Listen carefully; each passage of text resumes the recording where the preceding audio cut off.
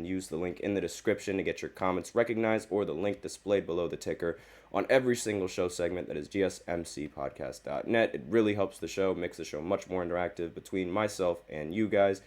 And with that out of the way, we can go right ahead into the first segment. Now, notice I say we this time instead of I. That's because we have not one, but two guests on this show that I would really like to introduce all of you. So here we have Christopher and Big E. Big E was on this show before, but you guys have not met Christopher yet. And Chris is the fantasy sports podcast host for he was recently new and recently acquired. He's a very good guy, very stand-up guy. We love him. Chris, introduce yourself, and I don't think Eric needs to introduce himself. He already knows who. We already know who he Hello, is. everybody. Yes, I am Chris. I will be your GSMC Fantasy Sports Podcast. So be sure to tune in later on next week when I'll be starting my show. Uh, we already did upload a video yesterday for my first ever show debut. And I'm excited to join Nelson and Eric today to talk some b-ball. Very good game last night between the Pacers and Celtics, and also to talk about this very controversial challenge rule All that right, I'm pretty so let's go ahead and go right in. I want to test out this graphic and see how it works and see how it looks on the screen. Oh, it looks beautiful. All that work has paid off. All right.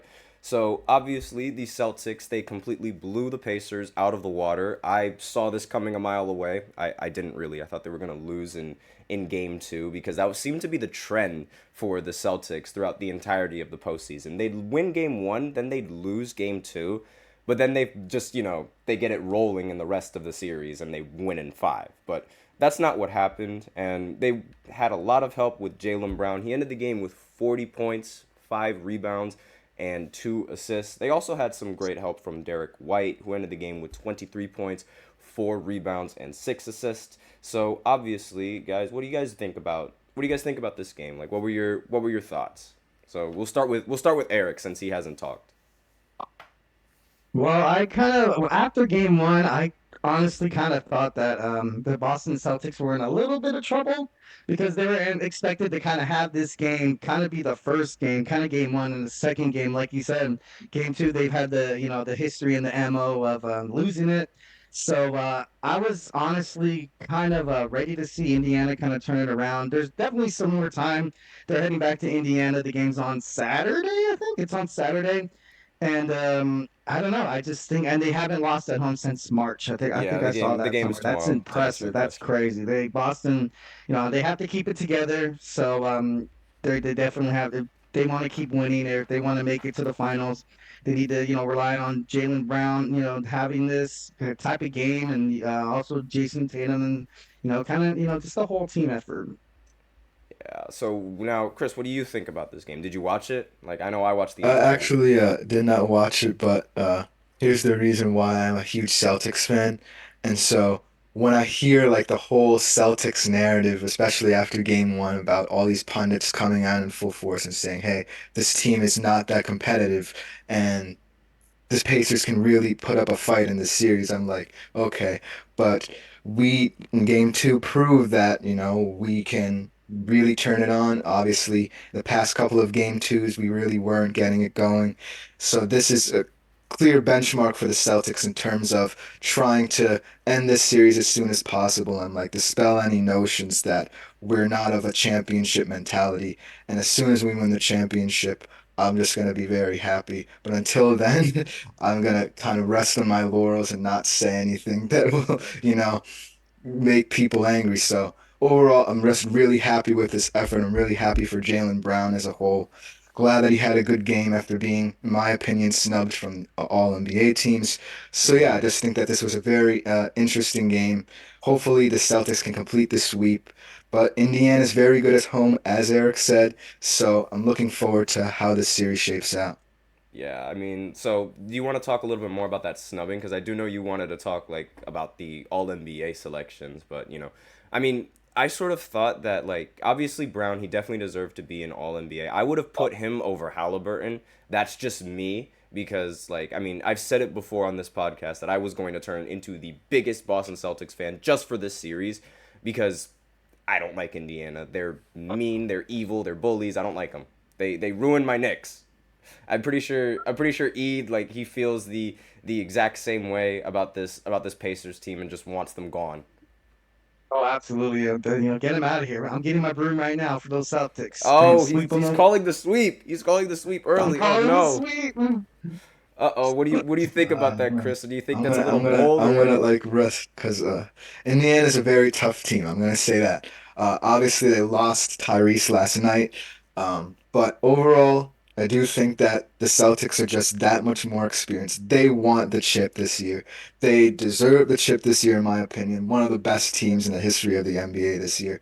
So I'm not sure about sweep. But I don't want to look too far ahead. But even overall, I with think that Tyrese hurt, you're not sure of a sweep?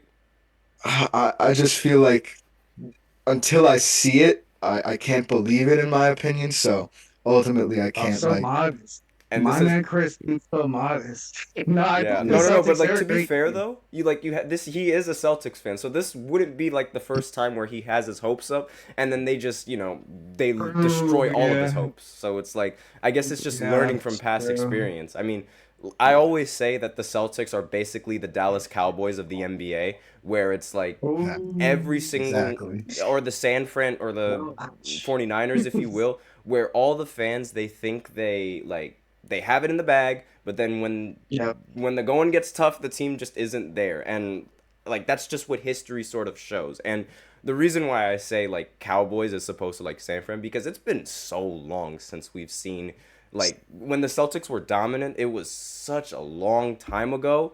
Like, I mean, even like before most of their championships came way before Larry Bird and like back in when the NBA only had like 16 teams or something like that.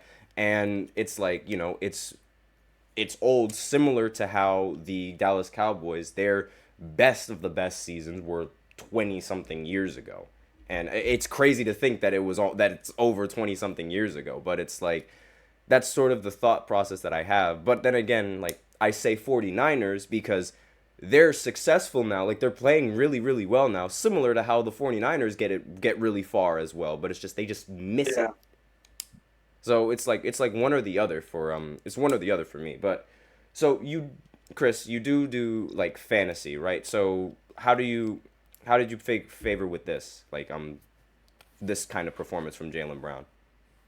Obviously, I honestly wasn't expecting a huge performance from Jalen Brown. Obviously, Tatum, in terms of fantasy, is the more scrutinized player, in my opinion. I think that I kind of overlooked Jalen Brown because of Jason Tatum's importance in fantasy, just because he's expected every game to put up not only huge points in real life, but also in fantasy. So I'm just really glad that Jalen Brown proved to be the catalyst in this game, kind of proved me wrong. Obviously, I also have to pay attention to the Pacers as well and Tyrese Halliburton, and obviously he got hurt, so Yeah. I did not do that great in fantasy wise And you notice yesterday. how Tatum has sort of been like a little lax in the postseason. I don't know if it's like just me, but like his performances are like they're meh or like not what I usually expect Tatum to average. Does that make sense? Like, is that a little Yeah, it too makes harsh? sense. Like even in like games where he scores over 30 points, he seems kind of like a little bit tense. It seems like he's trying too hard to like include Jalen Brown saying like, "Oh, it's your turn to like score points." And sometimes that's when the Celtics offense gets its most stagnant, you know what I mean? It's when Jalen Brown and Jason Tatum can't really decide who is the leader in this team, and that's the main issue. There is no one player who's going to step up and say, "Hey, I'm going to lead you to the promised land." You know what I Oh, mean? so So do you think overall, you think they're too nice or do you think they're too scared? Because like it could be looked at both ways. I mean, like yeah, you could since their chemistry is so good together, it could be looked at, "Oh, I need to get him involved." Or it could be looked at, and especially with the reputation that Tatum has with his finals performance and how people labeled it as bad, and like they could think that, "Oh, Tatum is scared. Okay, he's just passing the ball to Jalen Brown." What do you think? Like what do you think it is? I think that overall the Celtics are more team based than other, championship caliber teams. I think that they really want to push that narrative, but overall, I kind of feel like at some point if you're facing either the Wolves or the Mavs in the finals, if they get there even, I'm not pushing too hard. I'm not counting my chickens before I hatch. But overall, I think that once you get to that point, someone will need to step up.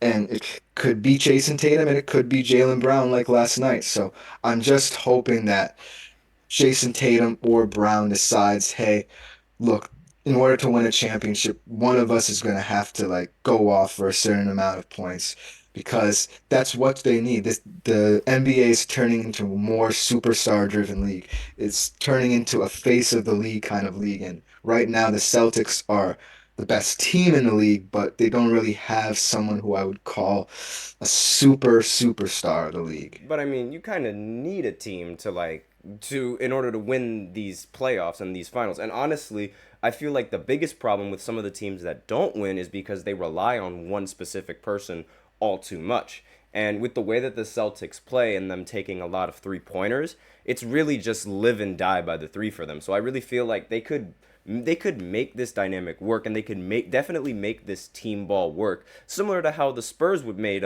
team basketball work. I know Eric's a big fan of the Spurs and how like he sees how Tim Duncan, Manu, and Tony Parker, they were all able to share the ball with each other, and there was no like definitive. I mean, there was. I guess Tim Duncan would be considered like definitive star, but at the same time, Tony Parker won a Finals MVP while Tim Duncan was on the roster.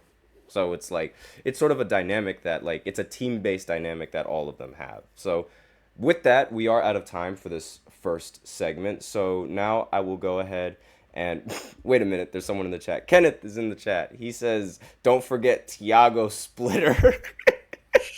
Oh, Splitter. That's a shout. That's a shout. I love Splitter. Oh my lord. That was hilarious. Anyways, so with that, we are out of time for this first segment. So now we will go ahead into the second segment where we are going to challenge. Well, LeBron is going to challenge the challenge rule after his tweet, and we're going to give our opinions on what we think of the challenge rule right after this short break. So stay tuned. I feel like I'm losing my mind. Is everybody in the world blind? Please, Lord, give me a sign, a sign. I feel like I'm losing my mind. Is everybody in the world blind? Please, Lord, give me a sign, a sign. I wanna be the greatest. Everybody on the fake shit. I look around and feel like everybody is the fakest. I make this every day and I'm impatient, hoping one day I blow up from the basement. Statement, the top is so vacant. I don't hear shit that I think is amazing. Waiting for my day when I'm playing sold out shows for 1,000 faces. Hey, give me that crown. Get in my way and to be put down. It ain't your place, all this my town. If I want that shit, then I'll get it right now. I'm losing it, the noose it fits. I'm losing shit, a stupid myth. You choose to live or choose to dip. You choose to fight or lose your grip and lose a gift. Oh. I feel like I'm losing my mind. Is everybody in the world blind? Please, Lord, give me a sign, a sign. I feel like I'm losing my mind. Is everybody in the